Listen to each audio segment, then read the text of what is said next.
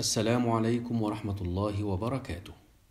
حديثنا اليوم عن إحدى أمهات المؤمنين رضي الله عنهن أجمعين، وهي المهاجرة الصابرة المتوكلة على ربها.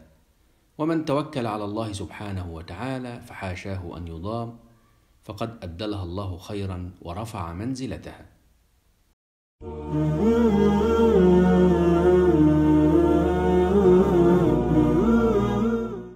حديثنا عن سودة بنت زمعة رضي الله عنها.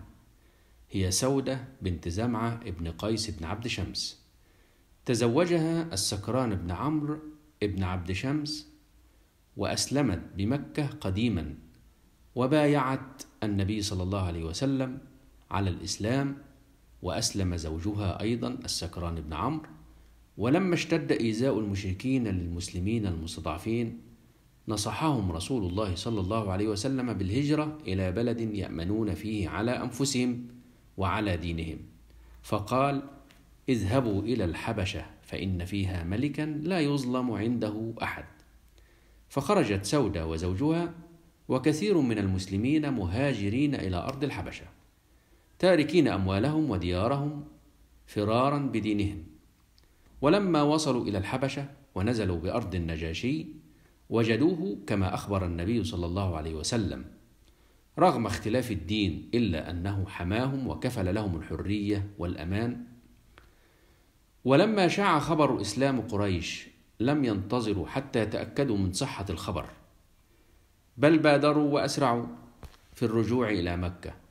فرجعت سودة وزوجها وابنها عبد الله، وسرعان ما اكتشفوا أنه خبر كاذب، وذلك على مشارف مكة، فلم يدخل منهم أحد إلا بجوار أو مستخفيا، حيث لم يجدوا من يجيرهم، فاستعانوا بالله وتوكلوا عليه وفوضوا أمرهم إليه.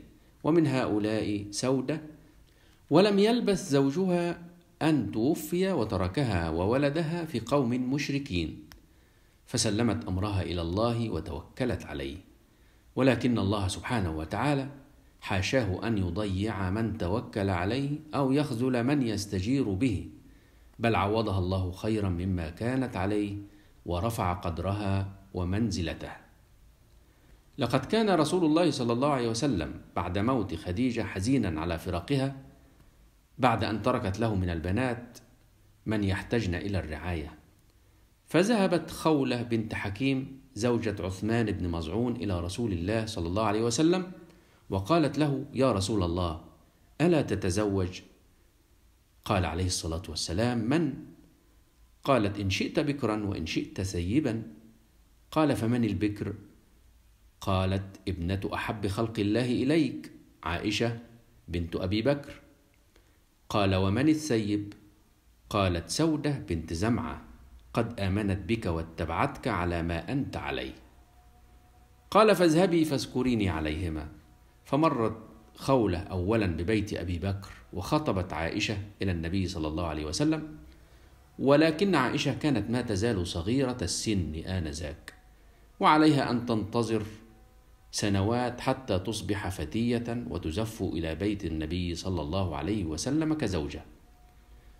ثم ذهبت خولة إلى سودة، ولما أخبرت سودة برغبة النبي صلى الله عليه وسلم في الزواج منها وسألتها، قالت بصوت فرح: وددت يا خولة، وددت يا خولة، ادخلي على أبي فاذكري له ذلك.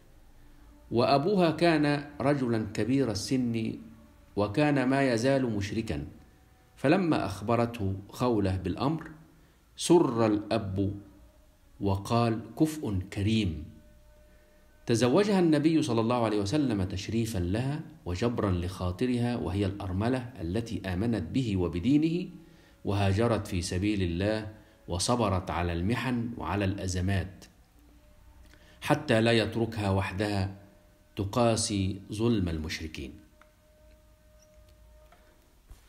وأراد أن يعلم الناس أن دين الزوجة وخلق الزوجة هو أول ما يجب على الزوج أن يبحث عنه، فقال صلى الله عليه وسلم: فاظفر بذات الدين تربت يداك.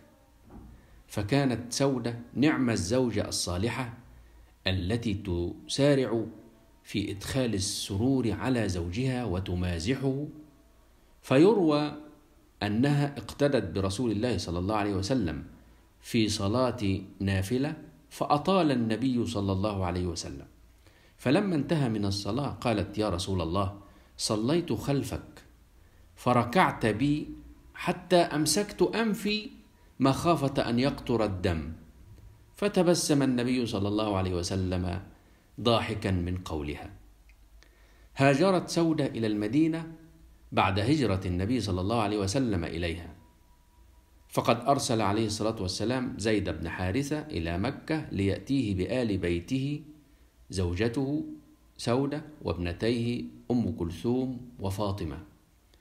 ولما تقدمت بها السن آثرت أن تهب ليلتها لعائشة رضي الله عنها، وكان بينهما مودة، وهي تعرف أن رسول الله صلى الله عليه وسلم كان يحب ذلك، ففعلت ذلك إرضاء لرسول الله صلى الله عليه وسلم، واكتفاء بكونها زوجة له وأما للمؤمنين.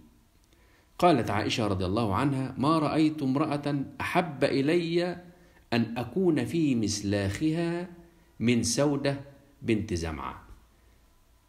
ومعنى أن أكون في مسلاخها يعني تحب أن تكون في مثل هديها وطريقتها. عاشت بعد رسول الله صلى الله عليه وسلم، وماتت رضي الله عنها في نهاية خلافة عمر بن الخطاب، بعد أن عاشت حياة عامرة بالإخلاص والتقوى وحب الله ورسوله، فرضي الله عنها وأرضاها. والسلام عليكم ورحمة الله وبركاته.